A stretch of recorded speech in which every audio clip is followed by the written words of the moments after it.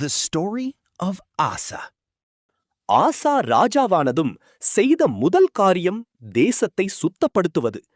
அந்நாட்களில் பரவியிருந்த விக்கிரக வழிபாடுகளை அவர் ஒழித்தார். தன் பாட்டியான மாகாள் விக்கிரகத்தை வழிபட்டதால் அவளை பதவியிலிருந்து நீக்கி அந்த விக்கிரகத்தை எரித்து போட்டார். இதனால் தேசத்தில் அமைதி நிலவியது. ஆசாவின் ஆட்சி காலத்தில் எத்தியோப்பியனாகிய சேராக் 10 லட்சம் வீரர்களுடன் யூதாவின் மேல் படையெடுத்து வந்தான். ஆசாவின் படை மிகவும் சிறியது. அப்போது ஆசா இறைவனிடம் உருக்கமாக வேண்டினார்.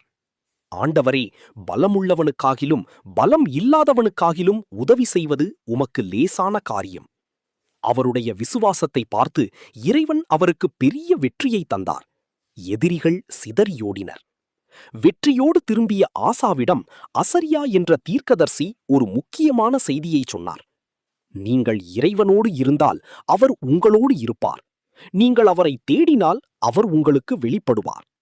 இதை கேட்ட ஆசா இன்னும் உற்சாகமாக தன் தேசத்தில் ஆன்மீக புரட்சியை தொடர்ந்தார். ஆசாவின் ஆட்சியின் கடைசி ஆண்டுகளில் ஒரு சறுக்கல் ஏற்பட்டது.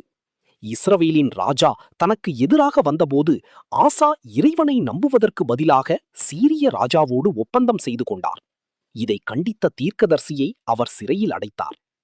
தனது வயதான காலத்தில் கால்களில் ஒரு நோய் வந்தபோதும் அவர் இறைவனிடம் திரும்புவதை விட மருத்துவர்களையே அதிகம் நம்பினார் என்று வேதம் கூறுகிறது.